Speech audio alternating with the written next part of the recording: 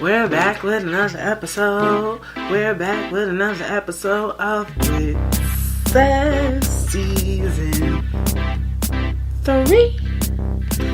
And yeah, so how you guys doing amidst this very, very, very long quarantine? That's what it feels like. It feels like forever. Yes, I'm coming to you guys. You know, but it says Season 3 is usually pre-recorded.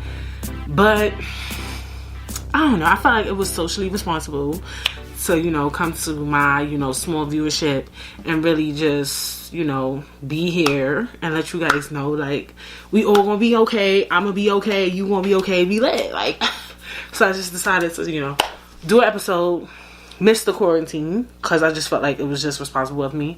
I felt like, I wanted to talk about something relevant, considering, like, something so...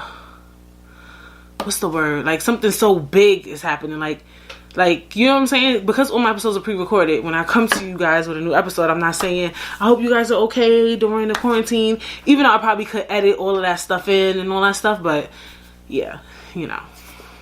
And I feel like this is big. Like, if it was something cute, maybe I wouldn't have did it, but whatever. And since I'm home, you know, I'm in tune with what's going on in society and all these new shows and everything. So, yeah. What's up? How you guys doing? I got on a velour because I'm trying to be like quarantine trendy. Like, I feel like we wear sweatsuits in the house, we wear pajamas, like we keep it cute. Period. I didn't want to wear nothing flashy. This is a little flashy though. It looks real flashy with all my lighting on it too. But anyway, oh my god, my makeup. But anyway, if you guys seen the title, we're gonna talk about Black as Fuck, and we're gonna just talk about, you know, black entertainment and television, basically, because, you know, I saw Black as Fuck on Netflix, or Black AF, let's say Black AF, because I feel like I must be saying the F word too much. Like, I curse, but it's like F, F, F, F, F, F. But Black as AF on Netflix, it came out April 17th. So yeah, everybody's been talking about the show, so I'm kind of late to the party, and that's fine. My show comes out on Monday, so a new episode comes out every Monday. It's fine. I'm late to the party, but I can still chat. So if you guys don't know, a new show that was written and I'm pretty sure probably produced by Kenya Barris. Kenya Barris wrote what he's, to me, most popular for is Black-ish. But if you watch the show, I definitely did not know that he wrote Girls Trip. I did not know that. I thought that, what's his name wrote it? Y'all know who I'm talking about. I'll probably write him somewhere in the what you call it, Will Packer. But I think Will Packer must have produced it, because it definitely says on his wiki that he definitely wrote it, and he also put it in the show, like some of the shows that he wrote. He's a black writer. He wrote Blackish, Grownish, and what's the other one? Mixed-ish. I got some over here. He didn't write. He wrote Shaft, a show called The Witches, and he's also helping write Coming to America, the second one that's supposed to come out this year. I wonder if it's still gonna come out. He wrote Barbershop, The Next Cut, and he wrote this Astronomy Club, The Sketch Show. Oh no, oh yeah. Oh no, he didn't write that. Then what he do? He was the executive producer on it. Okay. So yeah, he's mostly a writer. He doesn't produce that much. He produced his own shows. Oh, he was an actor. Okay. Anyway, moving along. So he's contributed to, you know, black television and, you know, movies and things of that nature. So when I found out there was a show called Black AF, number one, that's something I'm on tune with. I want to watch that. Then after that, I saw he was on the show. I don't know how I found out he was Kenya Barris, like the guy who wrote Blackish. But anyway, I found out he was the guy who wrote Blackish. So I was like, I like that show. Boom, bam, boom. Rashida Jones is in it. I'm an Office lover. Like, I watch that show all the time. I know some of the words word for word. Like, I could talk during the show and repeat what they say. Like, I genuinely love The Office. So I knew Rashida Jones. And we're going to jump into all of that. Or whatever. So, boom. So, let's talk about my opinion first about the show. I loved the show. I thought it was extremely funny. It was entertaining. It was different. What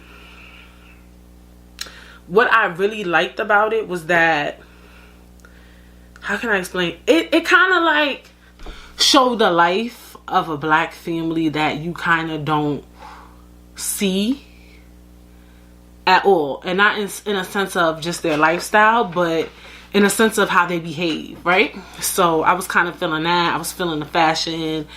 I was just feeling it. Like, I was feeling the vibe of the show. So a lot of things that I like about the show, everybody else freaking hated. So, beginning of the show, yes, one of the things that he got flack for, which I noticed, because I was like, whoa, was that he was very expressive with his kids, and they were expressive with him. So, for instance, in one of the first episode, actually, and he got a lot of flack for this, he calls his daughter a dickhead. That's extreme. Very extreme. And also, him and his daughter, in another episode, like, they called each other assholes, and it was just weird. But I kind of liked it. I have a strange sense of humor. Like, I kind of liked how he pulled it off. Like, even his personality as a father on the show, he was just like he had like a certain comedy to him. So it kind of blended well for me. And I liked it. And I think that's one of the issues when it comes to like the show with me, was that people didn't like it because they felt like it wasn't relatable to the black family. Who are you to say what's relatable to the average black family? Because, you know what?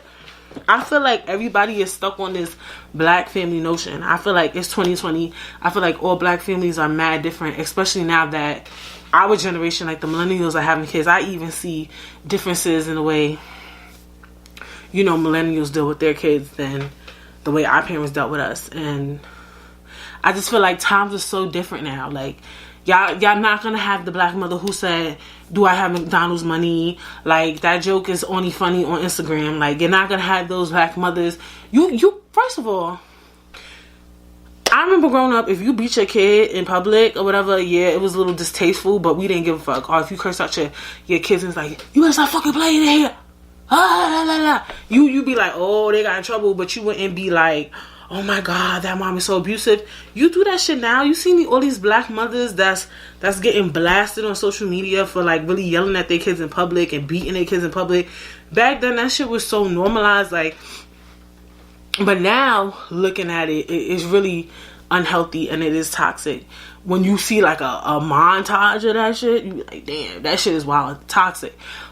But that's what I go to when I say that's not the average black family. Like, all black families are different now. I'm quite sure there are still some young parents who I don't know, who may feel comfortable yelling at their kids in public, or who may still feel comfortable beating their kids, or, you know, giving them a whipping. I don't know what y'all call it, or whatever the case may be. But a lot of things that used to go on back in the day ain't going on today. Let's be honest. That's number one. And a lot of moms and dads are really close with their parents on that level where they could curse in front of them or curse at them. A lot of people think that's a white thing. There's some, I've seen, you know, and heard some stories of some black kids really like blacking on their moms and pops and fighting and getting and rocking with them. Is it, you know, it's been done, you know? Do I think it was done in a relationship manner? Probably not. But it's done. And I think that's the problem with the black, I don't want to call it community, because I feel like it's like black Twitter who does this, and in the shady room is like, we kind of want to tell people how to do things and what to do and what is portrayed of the black family. For instance, like when I was even, you know, thinking about doing this episode, for me personally, even some things I can't relate to when it comes to black family jokes and things like that in the black family. Because number one, my father is African American, but my mother is West Indian. So I grew up more on a West Indian type of lifestyle. So there's some old school black songs I had no knowledge of when I was like in high school. I know all of them now because I've had African American friends. And let me be clear, I know I'm African American, but I'm just saying, somebody who's straight African American, who's not Jamaican, Haitian, Nigerian, Senegalese, none of that, or Dominican, or whatever the case may be, they have a very different I wouldn't say very different upbringing, but in terms of how their parents speak to them, I would think it's different. Like, my mother would say stuff like, black parents would be like, oh, you want to be rude, you want to be grown. My mother used to say, oh, you think you're bright and out to order. You're too bright and out to order, which is bright and out of order, meaning you think you're smart and you being out of control. Like, you're too bright and out to order. Like, things like that. Or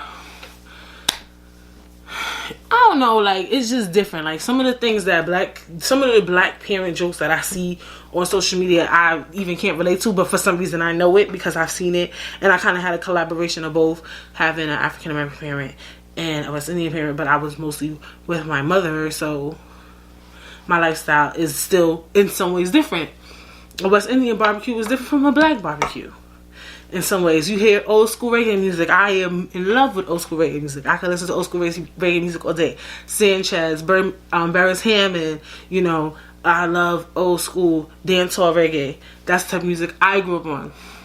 Can I get on board with old school black music? Before, I'm gonna be real 100 with y'all. When I was like maybe like 14, 15, maybe 13, a lot of like songs that, you know, my friends would play, I didn't know. Like, I didn't know some house music, but now I know it. You know what I'm saying? Some of the songs that's like real popular, you know, because even my mother would know. You get what I'm saying? But for the most part, I grew up around a West Indian family, you know what I'm saying? I don't even like barbecue sauce like that. Like, if you ask me to cook a dish for you, I'm probably gonna come with curry chicken or jerk chicken. I'm very good at making those two dishes. I'm very West Indian, though most people who meet me think I'm very American, because, you know, I grew up in America, and I still get called Jamaican sometimes because I don't speak patois fluently, which sounds mad funny saying I don't speak patois fluently, but I really don't. If I'm around somebody who speak it and they speaking it to me, they could get me in the vibe, but I can't just like go toe to toe with another Jamaican person or Guyanese, Trini. All of us speak mad differently, so I can never go toe to toe with a Guyanese, Trini person anyway. But yeah, maybe I could do a little bit with a Jamaican person and so forth. Don't mean to get into like West Indian politics, but it just goes to show that we all do really have different type of upbringings. Even when you see like some of the like memes with African Americans, we can't relate. We don't freaking know. Like, and that's the thing, is like, people, like, you ever see like an African meme? African parents appear to be very strict in a specific way, and different things that they do. We all do things so differently.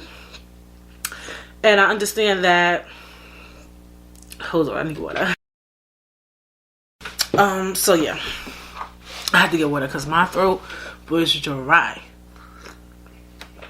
Anyway, so yeah, I think the black family is so different, so unique. Even though I don't know what people say, I don't know if y'all gonna be like, well, that's not, obviously a West Indian family is not a black family. I don't know how y'all portray things or whatever the case may be, but look, even at the end of the day, I've been around a lot of different black families. I have pretty much majority black friends, and all of them have different family lifestyles. All of us have very different family dynamics. I would definitely say that. Have I ever seen any of my friends like curse with their parents? Nah, I never seen that. But, you know, I mean, like I said, everything is just different. We're all different, and I feel like people are saying they don't like the show because they're creating a narrative of what the black family is supposed to be like and what we are like. Do you know every black family? You know what I'm saying? You don't. So I just feel like,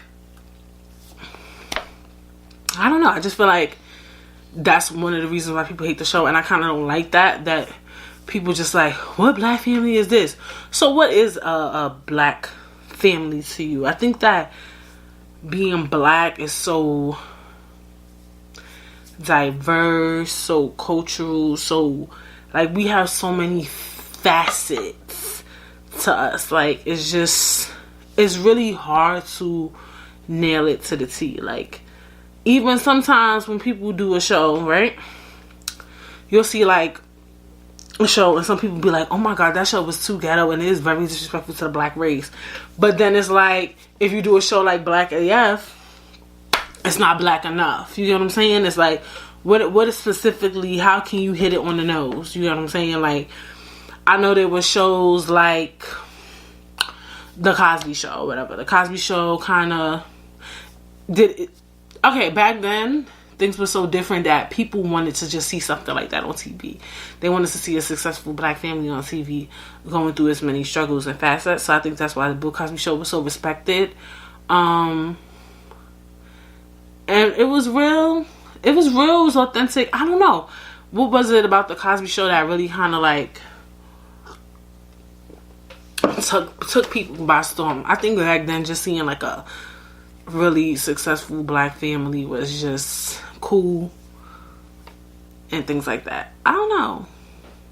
I don't really know what it was about the Cosby Show. I just think it was just the times. But what I really want to say is too is like, I just feel like being somebody who's a writer or director in black film or television, it's like you're always getting pulled left and right and left and right and left and right constantly, because it's like, if you do a show that's too black or too quote unquote ghetto, then it's a problem. Sometimes too, I feel like when the whole cast is, let's say, darker toned, or if they put someone in the show, well, let me say the whole cast is darker tone, right? And then the show was like real like, I don't like using this term, but I'm gonna use it because I'm black, I guess, like really authentically black, then people would say the show was ghetto, right?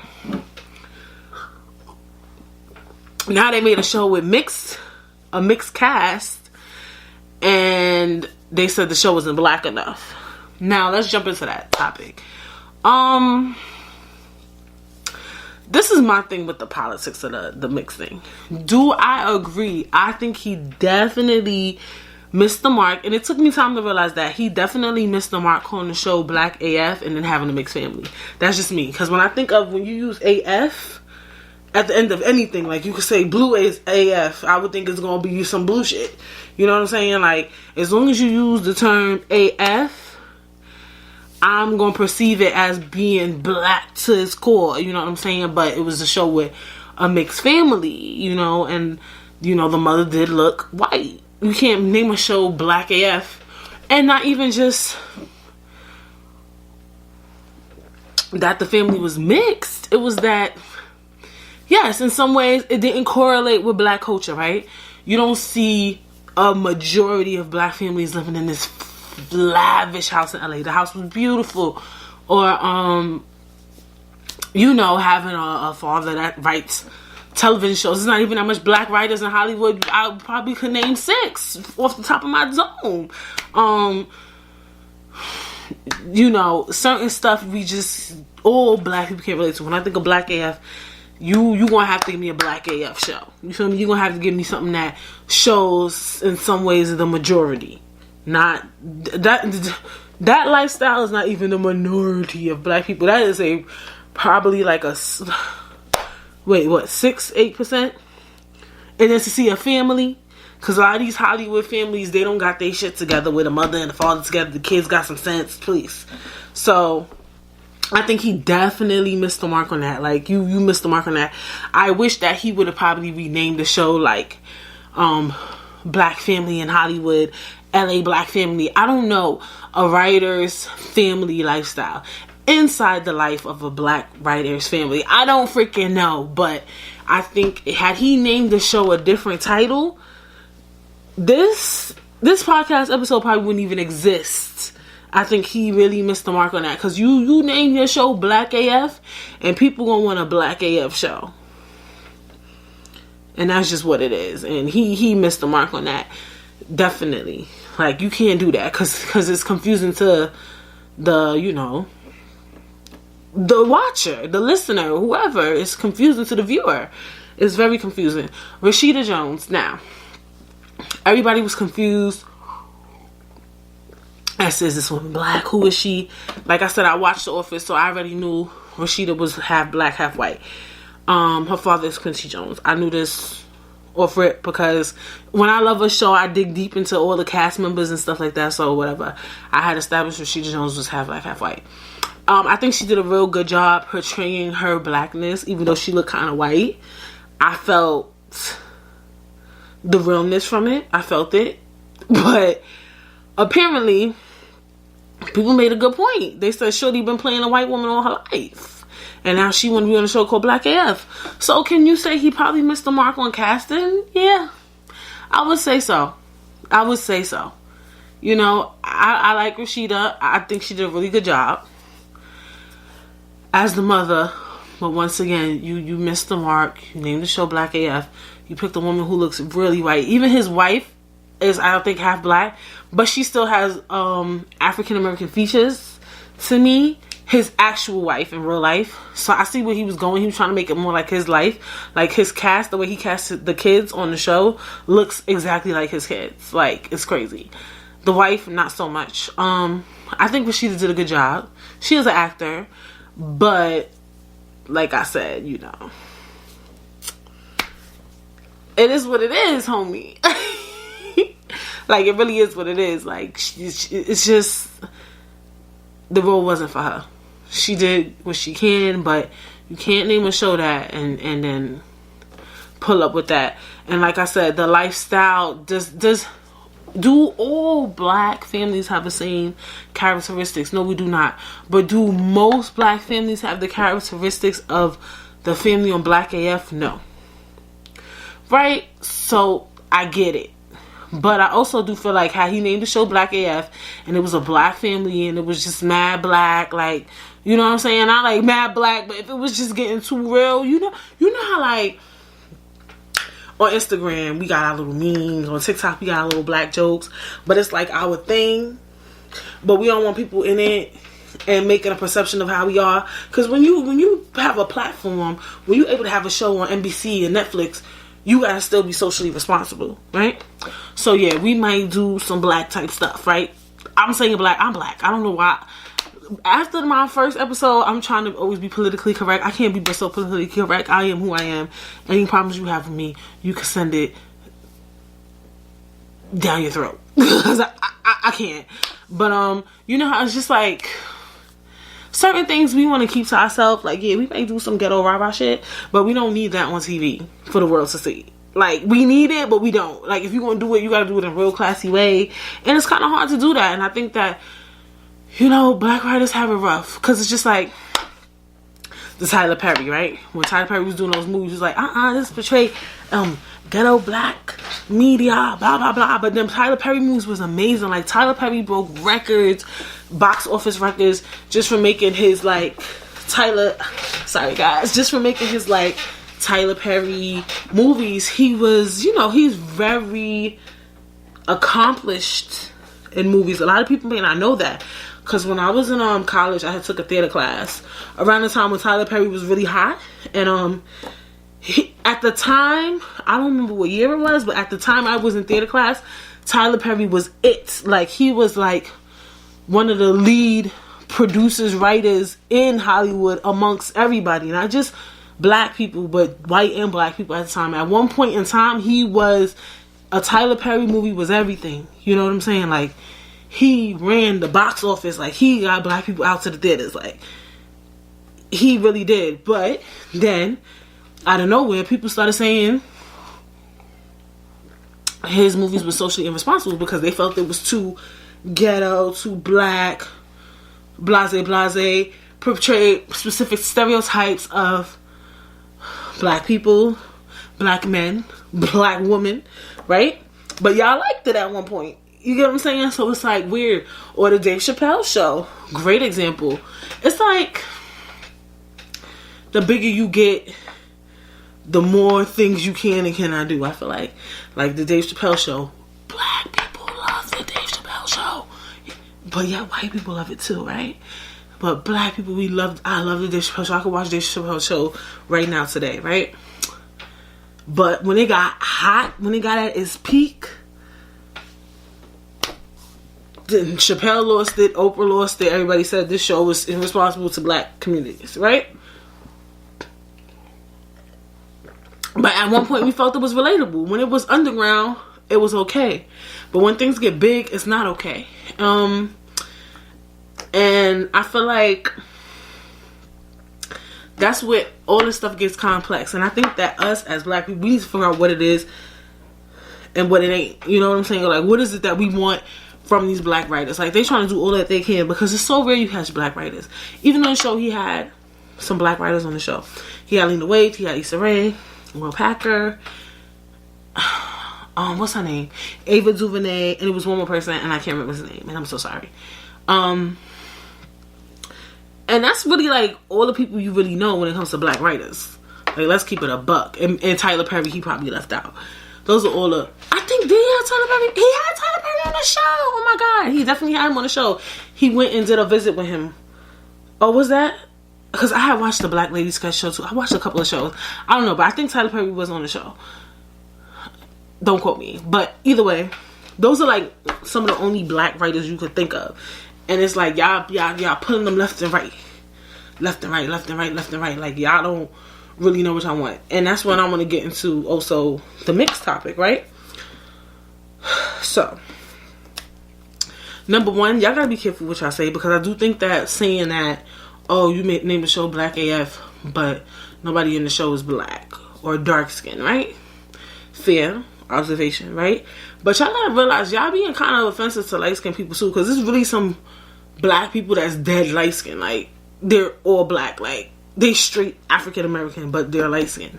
So it's kind of like offensive to light skinned people, number one. But we knew those kids were mixed, no problem. Do we even know if those kids are mixed, like in real life? You know what I'm saying? Yeah, through their lineage, there was a white person somewhere. But as of today, that person, father and mother, is African American, and they just so happen to be light skinned. So y'all gotta remember, y'all kind of offending a light-skinned black community, and some of these light-skinned black people go mad hard for the black community, like Amanda Seales, Sean King is his name, Sean King. That's another one who mad light-skinned and go mad hard. It's a few light-skinned people that go. What's the child name? Y'all know who I'm talking about. Angela Rye, Ebony K. Williams. Like, they real life light skinned people, and they go mad hard. So you just gotta be careful. I feel like the black community gotta be careful with that. Number two, with mixed people, right? If you ask a mixed person, what are you? And they say white, y'all get mad. Right? But if you ask a mixed person, what are you? And they say black, y'all still get mad. So what the fuck you want them to say? Like, you're not black, you're black and white. If they say they just white, you're not white, you're white and black. You're not even black, you're white. Like, it's just too much. Like, we gotta figure it out. Y'all too much.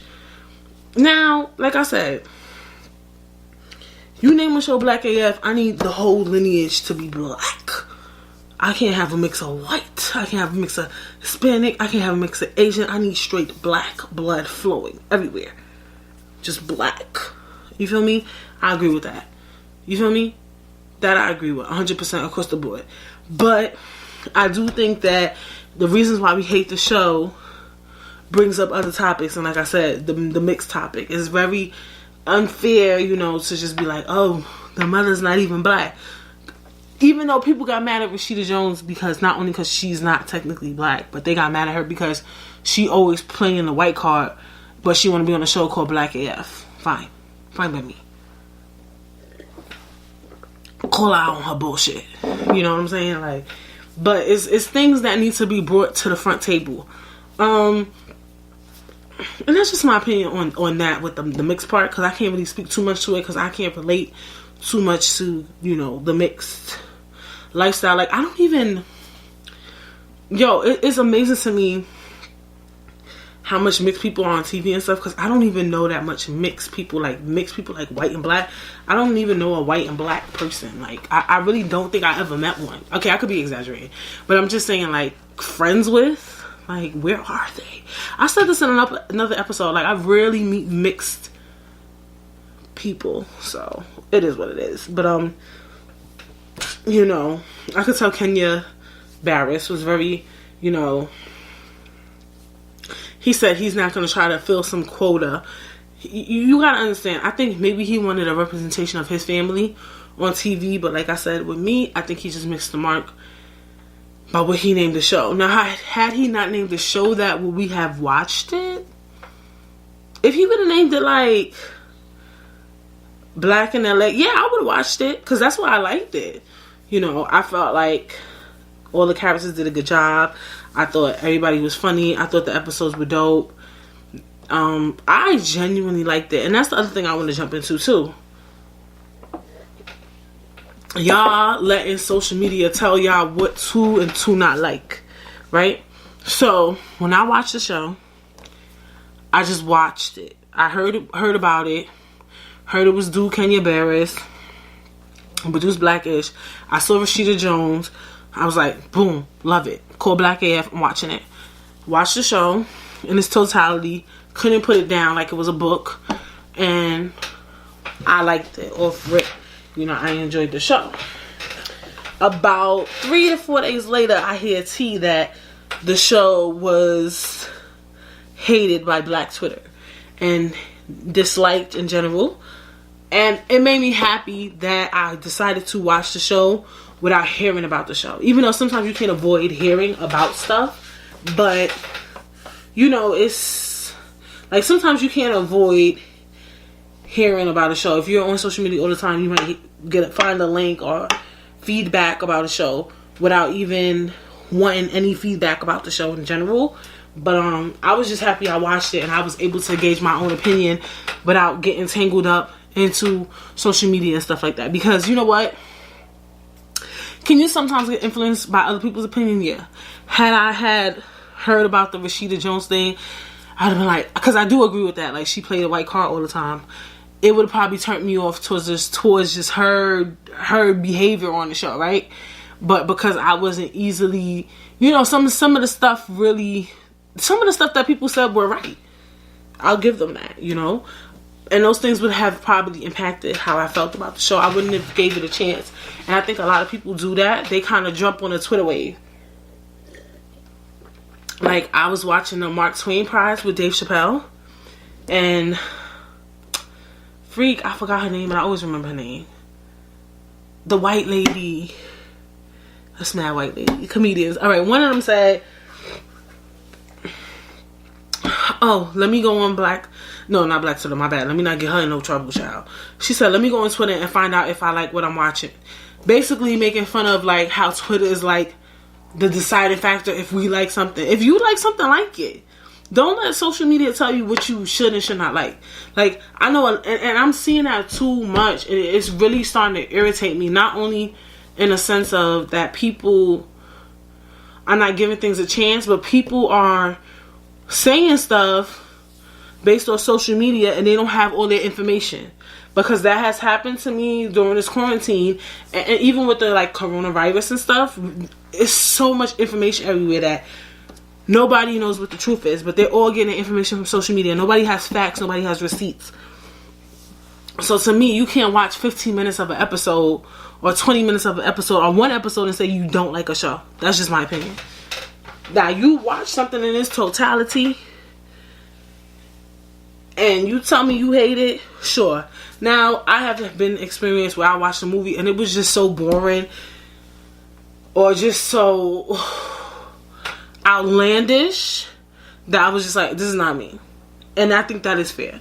If you watching something you like, this is dead ass whack, like, or it's just crazy. Like, I had watched the movie Sorry to Bother You.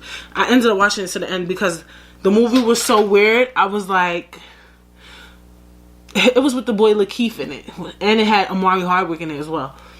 The movie was so weird that I was like, this movie has to have a meaningful ending. That's how weird the movie was for me. So I decided to continue watching the movie, and the movie got progressively worse and creepy as I continued to watch the movie, and I was pissed that I watched that whole movie. So yes, I do understand how sometimes, yeah, you could watch something and just establish like, this ain't for me, or maybe something so distasteful. Maybe hearing a father call his daughter dickhead is just so distasteful. You just like, click. But say that. You feel me? Don't say, like, I just feel like some people will watch Twitter and then they be like, yo, that show is mad whack. Why was the show whack? I just heard that shit was whack. The mother white, like, da-da-da. Like, what are you talking about? You heard it was whack on Twitter? You heard it was whack on YouTube? You heard it was whack on Instagram? Or did you watch it yourself and establish it was whack? Because I even saw some tweets like, am I the only one who like blackaf? And I'm like, in my head, like, I get it. Some people like it, some people don't. And then there's really a group of people. And it's teaching me too, really, honestly. Like, this quarantine has really taught me that. Not from Black AF, but from the coronavirus in general. When I made episode 1 of season 3, so many people misinterpreted what I said. It wasn't even from episode 1. It was from, alright, I had got onto The Breakfast Club and I had stated my opinion. I won't say it on here because that's not what this episode is about. And so many people took a snippet of what I said, or they watched a little snippet of what I said on episode 1 and spin everything I said and turn me into like a Trump supporter. Now, let's jump into it. A lot of people are not privy to how social media works, to how YouTube works. So yes, is the title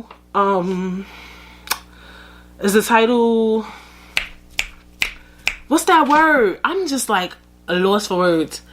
Deceiving? Yes, it is. But that's because everything is deceiving on freaking YouTube. I'm clickbaity. I need clicks. I can be clickbaity sometimes.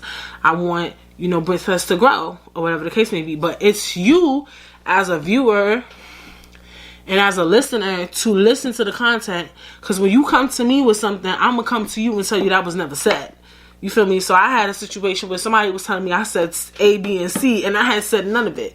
So, and they were saying that this is going on in America, this is going on in America. And I came back to them with articles and receipts and definitions because what are you talking about? Y'all on social media. Look at me pointing. I wish I had my phone. Y'all on social media, y'all on the internet looking at stuff and don't really got your facts together. And I learned that from the beginning because this is a small tidbit, but I remember when they closed America down.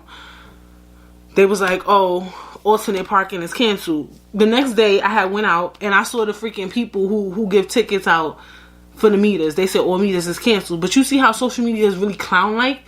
Or even Facebook. Facebook is the worst. I don't believe nothing on Facebook anyway, but like my aunt gonna send me a paper that said, oh, we going into martial law tomorrow, and it had like the National Guard thing on the back. Like, but why are people doing corny shit like that? And there's some people who really believe stuff like that.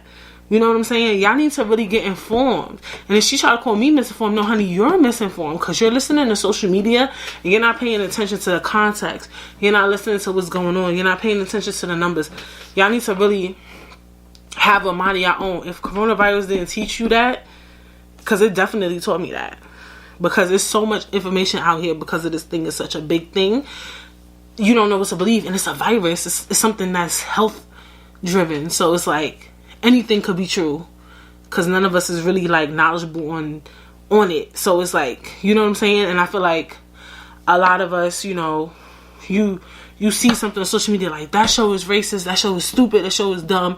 And you didn't even watch it. And now you coming to me, let's say me, somebody who watched the whole show, you come to me and be like, yo, I heard Shorty said nigga or something with the hard R on the show, the Rashida chick. And I'm just like, who said that? That never happened on the show. Or they'll be like, oh, I heard it's got mixed people in it and they talking about black. Like, it really be crazy. And that's the other thing. People will read a tweet and make up what actually happened on the show or what actually happened in whatever. Y'all know people like that. Like, they'll watch a snippet, right? On YouTube, like, oh, okay, so this is the beef, this is the tea. What I heard was basically Shorty said something funny, like, No, you need to get y'all facts straight. And I understand 100% that it's very hard to watch stuff in its totality. But if you're gonna do that, don't speak so thoroughly on it. Just say, look, I watched episode 1 and this is what I grasped from it. I didn't like it because A, B, C, and D. Have your facts straight. Am I perfect? Hell no. I'm just getting hip to this. I'll be honest. At the age of 28, going on 29, I am having to be a fact checker. Especially because I have a podcast now. I'm learning. I gotta watch what I say and know what I'm saying. and I might sometimes mess up. And also, I don't jump on things too quickly anyway, because I honestly don't always agree with things. I really don't always agree with things. So I don't jump on it until I have full information. There's certain topics I don't even touch, because I feel like I always need full information before I even jump on that topic. You know what I'm saying? But yeah, so I just felt like that's my only thing with social media. Is like, I feel like it's like the end all be all. Like, once somebody say they don't like it, if the majority of Black Twitter doesn't like a show or a fashion line or a celebrity, everybody hates it. You know what I'm saying? And I also think now it's turning into a different topic, but that's fine. It's quarantine. Social media is really has a tendency to try to really bully celebrities and stuff like that. And you know, I pray for them, because I could tell a lot of them make a lot of decisions based off of what social media tells them, which I kind of get. But I could see how it might impact their pockets by listening to social media. But then again, it's like, if you don't listen, it still might impact your pockets, because people still might not fuck with you. So it's like, it's a weird tug of war. But yeah, that was my thing. I feel like once Black Twitter went in on them, it just put the knife in the gut. Like, it just dug it deep with Black AF. I think, like I said, the show was dope. I definitely don't think he gonna get a season 2, because if he get a season 2, honey, child, I'll be very, very surprised. A lot of people said it was like Blackish. I could see that. It gave me Blackish vibes, but all that cursing at your parents stuff, I don't think they would do that. They can't do that on NBC, honey. Like, it gave me the father to me, Kenya Barris and Anthony Henderson. I'm really doing good with my celebs, because I usually don't remember people's names. Anthony Anderson. They both have really good jobs, but being a writer, I feel like, is for like big movies, and being a marketing person is very different. Their fashion, the style, I could definitely see the two collaborations. But his father and style, Kenya Barris, on his show is different to me from Anthony Anderson's. Very different, I would say. The mother is different, very different. Rainbow is she's very like playful. She's way more in touch with her white side than Rashida Jones is in her character. So I see some differences. I think they do touch closely with the kids on the show on Black AF than they do on Blackish. I feel like it's mostly the parents that are kind of like you kind of, I don't know, like it's differences, but it is a huge similarity. Like, if Kenya Barris wasn't the father, you would know he produced both of the shows. But yeah, that was just my spiel on the show, or whatever the case may be. Short episode. And like I said, I hope you guys are doing amazing during this quarantine. We gonna get through this. We are a strong country. I'm stressed out. I don't know how you feeling. We gonna get through this. Keep watching every Monday. Check all the links in the description box below. Share this with a friend. If you're listening, if you're watching on YouTube, share the link. Keep watching every Monday. At this point, you never know what might come your way, because I'm just making episodes at this point, because it's keeping me grounded. I'm not at work. I'm home every single day. Literally every single day. So yes, it is Sunday. It's about to be 10 o'clock, so I have to watch Insecure, HBO. And yeah, I will see you guys next week, Monday.